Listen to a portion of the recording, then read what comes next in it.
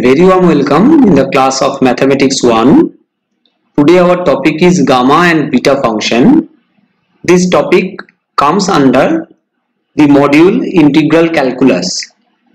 Myself Rupak Bhattacharjee, Assistant Professor, Department of Mathematics, JIS College of Engineering. So today we want to discuss the topic for which we have some specific prerequisites. So before entering into that, we must know what are the things should be clear to us so that it will be helpful for us to understand the topic for today's class. The first one is the idea on improper integral. We have already taken this class before this topic in this specific module, integral calculus. And you know, when we are calling the integral as an improper integral, and parallelly what are the variations of the improper integrals, means I want to emphasize on the types of improper integral, and based on those types you also know that how to solve, or rather how to approach those problems for solving that. In some cases you are going to get the improper integrals are convergent, that means you got the convergence criterion satisfied, and some cases you are getting that the result of that particular improper integral is not achievable, or rather not finite. So in that case we also get that the evaluation of that improper integration is not possible for us. Now this overall scenario has to be clear, or rather should be revisited before entering into this discussion, and it is a request to all of you that please make the concept as well as the solution technique of improper integral clear, so that it will be very much beneficial for you for understanding this topic of beta function and gamma function. So let us go into the topic of today's class. There is a curve given in front of you and you are getting basically some part of that curve.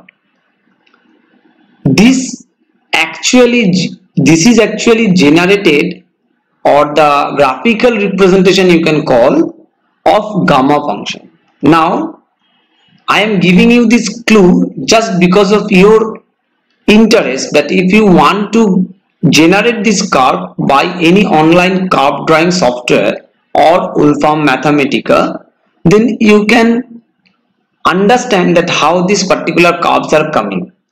Just this is for your inquisitiveness, and we will discuss the problems related to beta function and gamma function, and parallelly these are two various representation of beta function. Look at this. Though it is not known to you what is beta function and what is gamma function, still these two things are represented initially in your class, so that you people will be really motivated for the visualization of beta function and gamma function.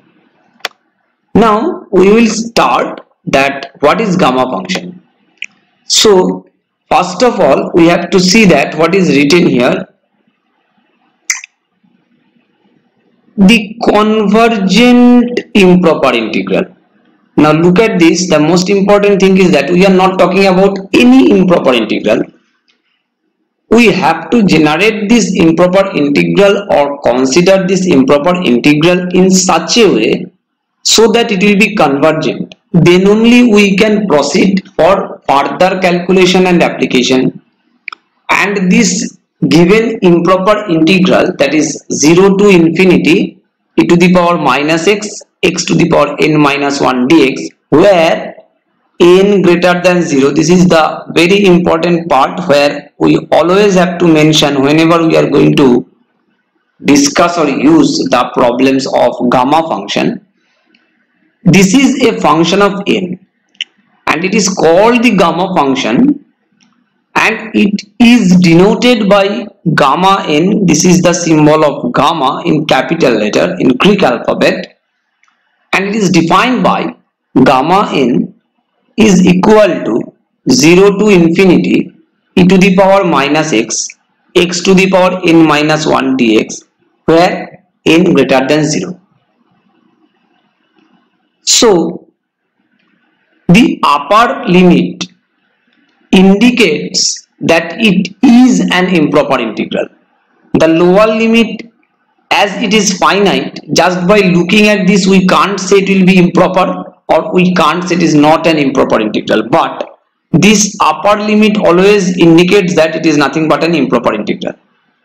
So after solving this improper integral, we will get that it satisfies the convergent criterion, and for that this improper integral with this specific condition that n greater than 0 is called gamma function. So let us proceed for the next parts of gamma function.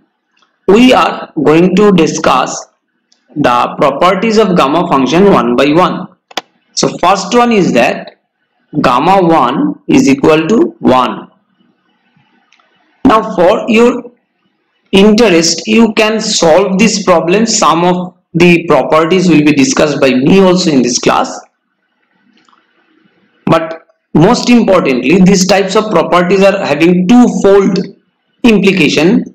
First one, that to keep the properties in your mind so that you can apply these properties in the coming problems of gamma function, and the second is that if the properties and the proofs of the properties are asked, then also we have to be well equipped with all these, and the proofs of the properties also helps us that to find out the techniques or the tools for the other problems. And the second property is that gamma half is equal to root over pi.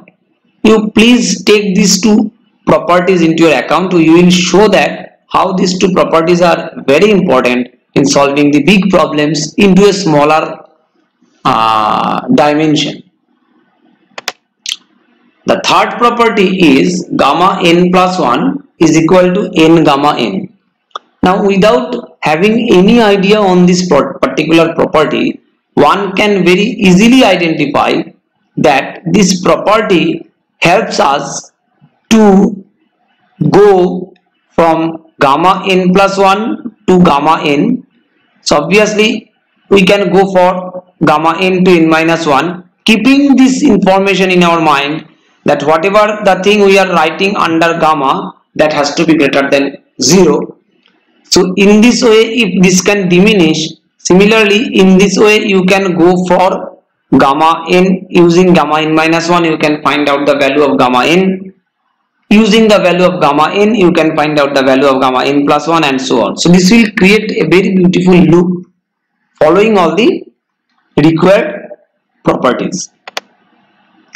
The fourth one is gamma n plus 1 is n factorial. Now whenever we are writing n factorial, this means we have some condition on n. I know that you have the very clear idea on this, that whenever we are thinking about factorials, n has to be integer and positive integer, but here also you have to keep the information in our mind that n plus 1 is coming under the sign gamma. So n plus 1 has to be greater than 0. So n has to be greater than 1. These types of interrelationship must be maintained.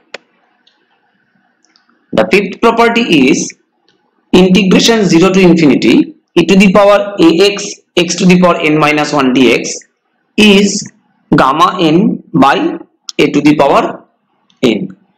So for each and every different improper integrals which are little bit similar of gamma functions type, we don't have to do the improper integration rigorously for each and every problem. We can use the conversion or the substitution method for integration, and we can also use the standard form as well as the standard results of gamma function in this whole process. And finally we get another property which is also very important for solving some problems, that is gamma n, gamma 1 minus n is equal to pi by sine of n pi. this property is also having one very important criteria, that is, there is a restriction on n, 0 less than n less than 1. So this has to be maintained to get this property satisfied.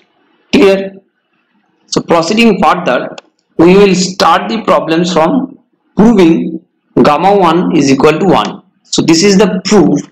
Very simple problem. We are writing the definition of gamma n, 0 to infinity e to the power minus x, x to the power n minus 1 dx. Obviously n is greater than 0.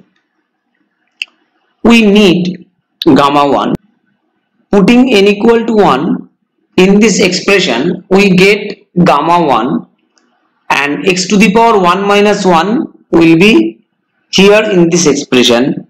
So ultimately what we get, it is e to the power minus x dx. Now the role of gamma function is gone. Basically the role of improper integration appears here. We get this is infinity, so we will replace this by p, and we will use the limiting approach, that limit p tends to infinity. So limit p tends to infinity, integration 0 to p e to the power minus x dx, and limit p tends to infinity e to the power minus x by minus 1 after integration. So it is 0 to p. Finally we have to apply the idea of limit p tends to infinity e to the power minus x is what?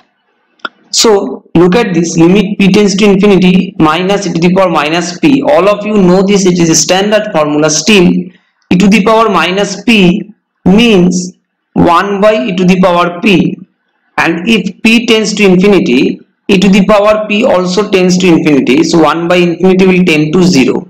So this part actually gives you 0, this part actually gives you 0. So ultimately you get 0 plus 1 is equal to 1. So finally what we have claimed, that gamma 1 is 1, is proved.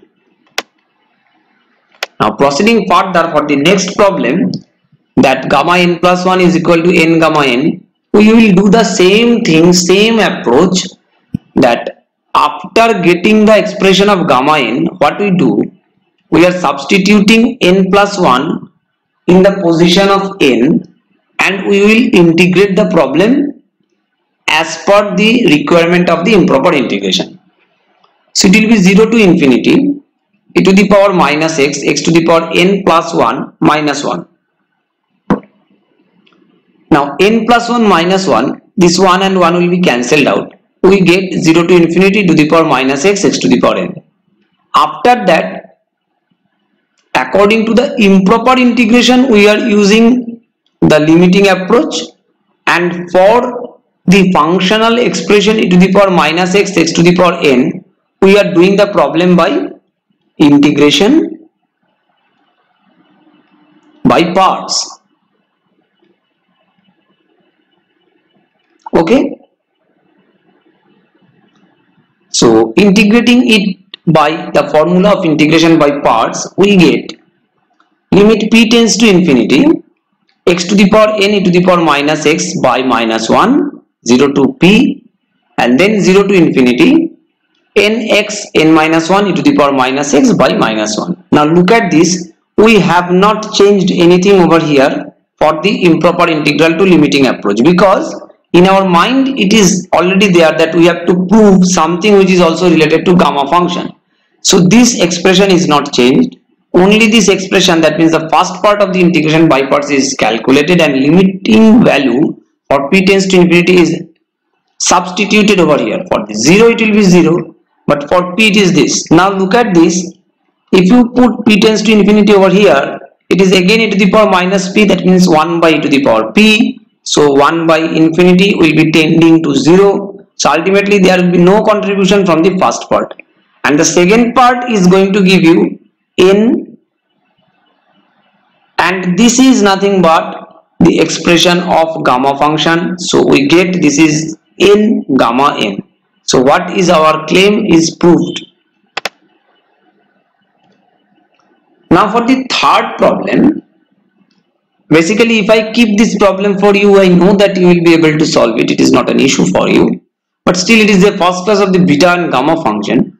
That is why we are going to exhibit this. But always keep this information in your mind that the approach is same. The expression is given in the left hand side as an improper integration. We have the standard form of gamma function in our mind. Our target is to make this improper integration converted into the form of gamma functions representation so that we can standardize the resulting improper integration by gamma function. We are not going to solve it, we are just going to convert it in such a way so that the claim can be done. So here the left hand side we got is this, and only change is that in place of e to the power minus x, it is e to the power minus ax. So this a has to be adjusted. That is why we have taken ax is equal to u. Now ax is equal to u is substituted here, e to the power minus u, and x will be then u by a. So x is written as u by a over here and n minus 1, and obviously dx is calculated du by a. Now you get a to the power n minus 1 and a here. So a to the power n minus 1 and a will give you a to the power n in the denominator, and the remaining part is e to the power minus u, u to the power n minus 1 du. It is not x, it is du. And if you just think for the limits, that is when x and u is there, when x is 0 to infinity, the limit of u will also remain same, 0 to infinity, because the relationship between x and u is this. So you get e to the power minus u, u to the power n minus 1 du, 0 to infinity, which is nothing but the expression of the gamma function. So this one can be written as gamma n. So ultimately this claim is justified. Okay.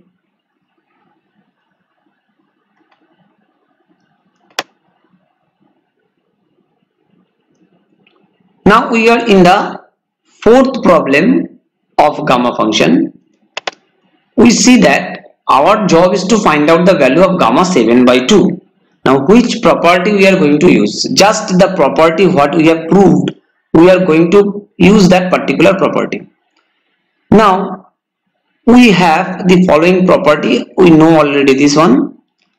So if I want to use this one for 7 by 2, it will be n plus 1, and if n plus 1 is 7 by 2, then n will be 5 by 2. Just it is a simple calculation. So now look at this, just understanding this particular basic thing, we can write gamma 7 by 2 as gamma 5 by 2 plus 1, and now we can use this formula that 5 by 2 gamma 5 by 2 will be the resulting thing. If this first step is clear, then the remaining part is the same problem. Now this gamma 5 by 2 will be represented by gamma 3 by 2 plus 1, so it will be 5 by 2 into 3 by 2 gamma 3 by 2, and again until and unless it is coming to 1 or less than 1, we can proceed. So gamma 3 by 2 can be written as gamma half plus 1. So this formula gives you that it is 5 by 2 into 3 by 2 into 1 by 2 on gamma half. Now look at this, in this gamma half you can't use this formula, but the value of gamma half is given in the first slide of the properties, that gamma 1 is 1 and gamma half is root over pi. So using that particular property over here, look at this, you can get the formula as 5 by 2 into 3 by 2 into 1 by 2 into root over pi. So simplifying this, you can find out the value that 15 by 8 into root over pi. So this is the result of the gamma 7 by 2. Now the next problem is nothing but the product of gamma 1 by 3 and gamma 2 by 3. Now look at this. we can proceed for the solution of the problem. That is not the issue. The issue is that before knowing the solution technique, do we have any clue so that we can find out, or rather we can think for applying the property, which property of gamma function? So here the clue is something like that. This 1 by 3 and 2 by 3, if you add them, you will get 1.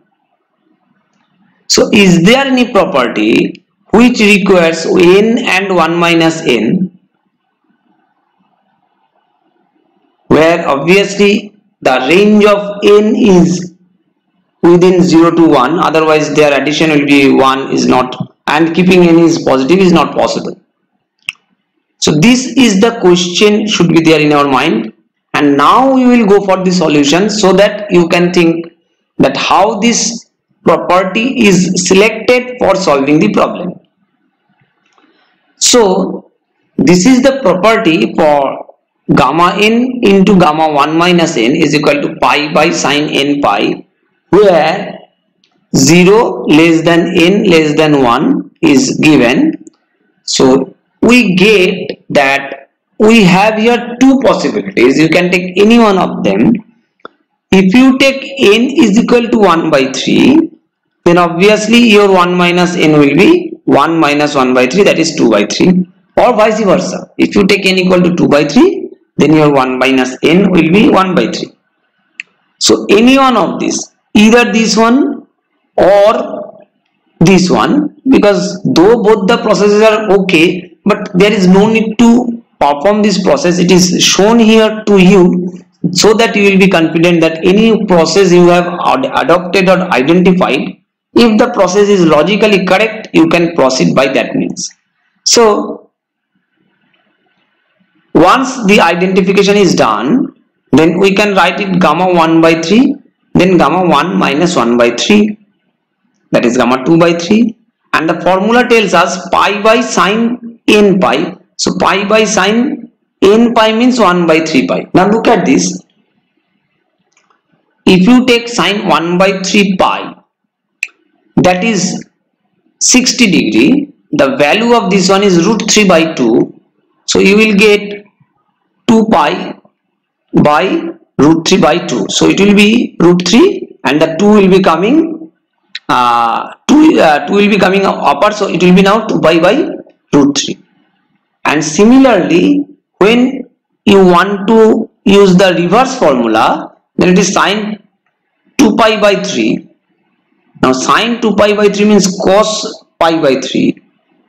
You can use the same structure for getting the result, and the result will obviously be coming as same, because you are solving the same problem. You may use thousands of different approaches, but if all the approaches are correct, then obviously you will get the same answer. So this is the application of this formula. Now we are entering in the next part of this class, that is beta function.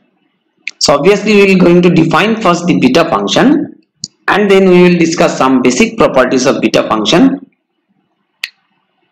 And it is also a clue to you that there is a relationship between beta function and gamma function, though we are not going to discuss that one in this class, but it will be a very helpful and strong information to solve the problems. So now better to see the definition of the beta function. Here also the structure is same. Our requirement that the improper integral has to be convergent, and for that we are taking this improper integral 0 to 1. Now this is important. Just by looking at this 0 to 1, it is not possible for us to identify that it is going to be an improper integral. The expression is x to the power m minus 1, where m is greater than 0 and n is also greater than 0, and x to the power m minus 1 minus x n minus 1 dx. So first difference between gamma function and beta function is that gamma function is dealing with a single parameter n, but here the beta function introduced which is going to deal with two parameters. One is m, another one is m, but both of them m and n has to be greater than 0. So it is very much clear that instead of gamma m, here our problem will be beta mn. So integration of 0 to 1 x to the power m minus 1 minus x whole to the power n minus 1 dx, where m and n are greater than 0. This is the definition of beta function.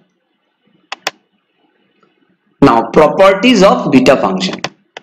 The first property is beta mn is equal to beta nm.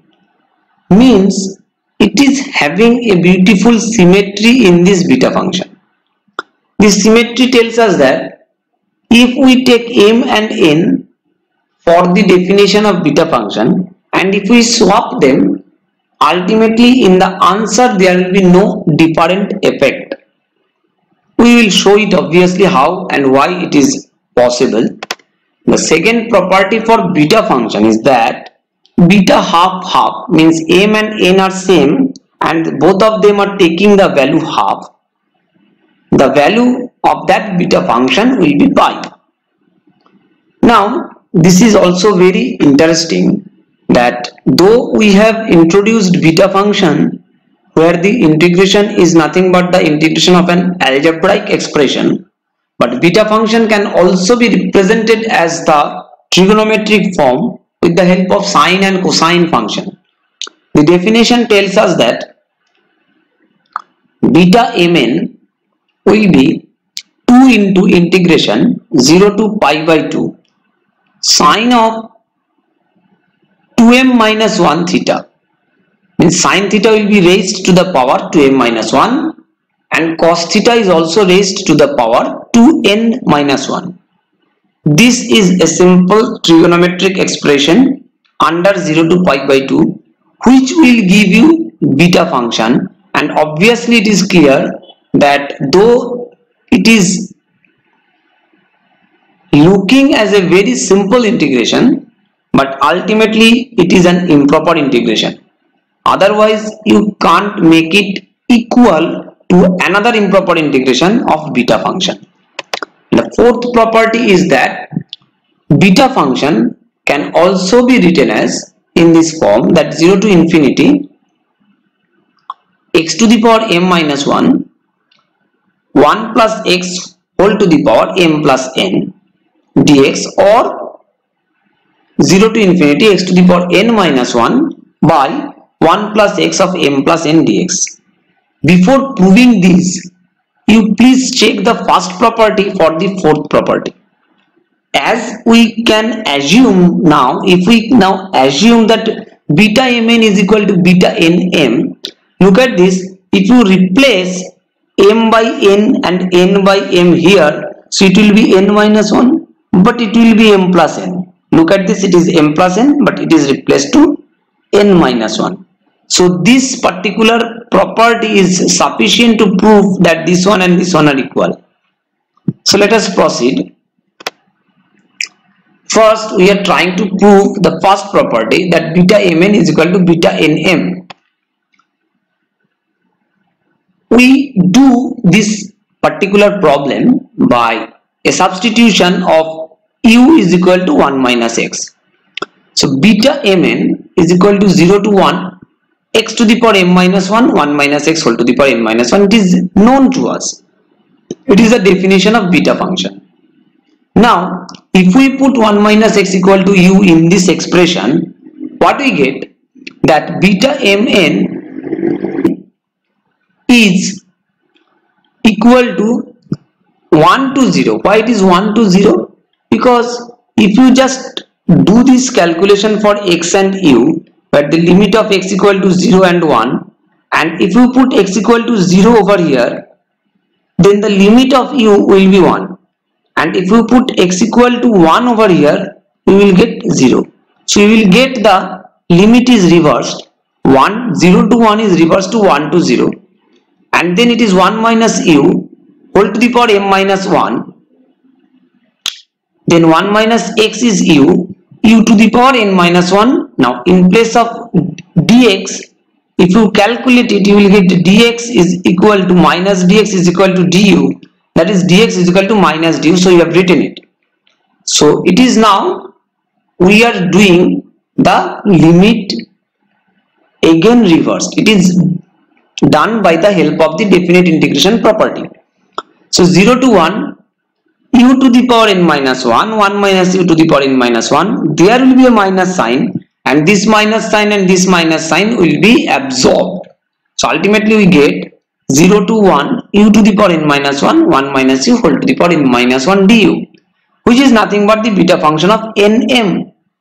If it is mn, so it is nm.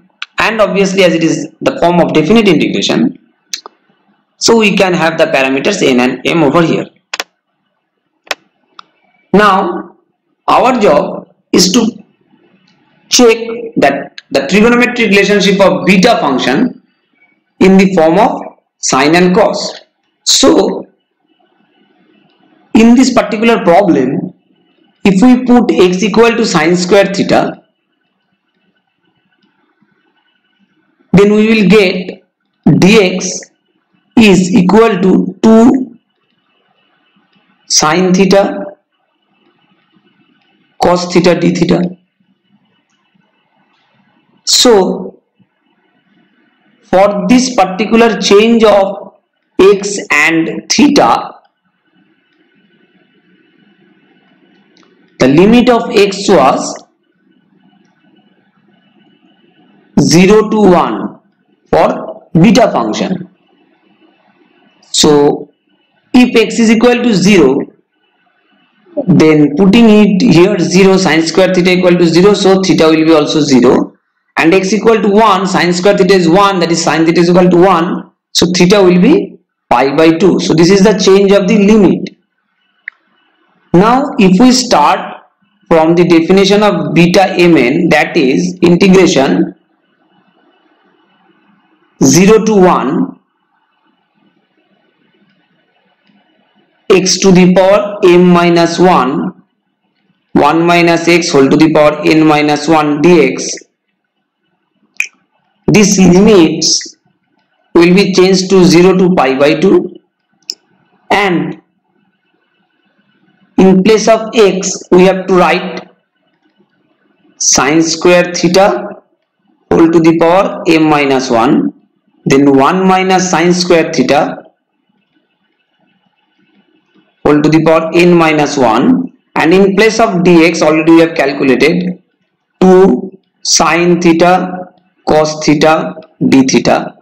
So in the next line we can write it as this 2 is taken outside, the limit will be remained as 0 to pi by 2, sine to the power 2m minus 2, and then there is a sine theta, so it will be sine to the power 2m minus 1 theta. Similarly 1 minus sine square theta, that is cos square theta, so cos to the power 2n minus 2 with cos theta, so it will be cos to the power 2n minus 1 then theta d theta. And what we have claimed, we have got to the result of this particular expression just by having a simple calculation of trigonometry to algebra conversion by x equal to sine square theta. So now proceeding further, we get the next problem as to prove that beta half half is equal to n, is equal to pi. So beta half half will be equal to pi. Look at this, we can prove it, or rather we can try to prove it by the algebraic expression of beta function. So in the last problem, when we have established the relationship between beta function and its trigonometric expression, look at this, that is this problem is the application of the previous one. So we know from the definition of the beta function just by the last problem that beta function can be written as this. Now as our parameters are assuming the value half, both of them, so putting m and n equal to half in 1, that means in this expression we have 2 into 0 to pi by 2 sine 2 into 1 by 2 minus 1, cos 2 into 1 by 2 minus 1. So that is 1 minus 1, that is 0. So the powers of sin theta and cos theta becomes 0. So it will be 1 as well as it will be also 1. So their product will also be 1. So this beta function is now converging to a particular expression which is nothing but 2 into integration 0 to pi by 2 into 1 d theta. So after the integration we will get theta 0 to pi by 2. So 2 into pi by 2, that is pi. So these are the tricks what we have to use for solving the problems related to beta function and gamma function. So finally, while we are now going to conclude the class, these are the assignments you have to solve, and you can solve this by the properties and the basic definition and the techniques of solving improper integration. We have taken the references from these internet resources as well as the textbooks for preparing this lecture. And finally, I want to thank you all. Happy listening, happy learning.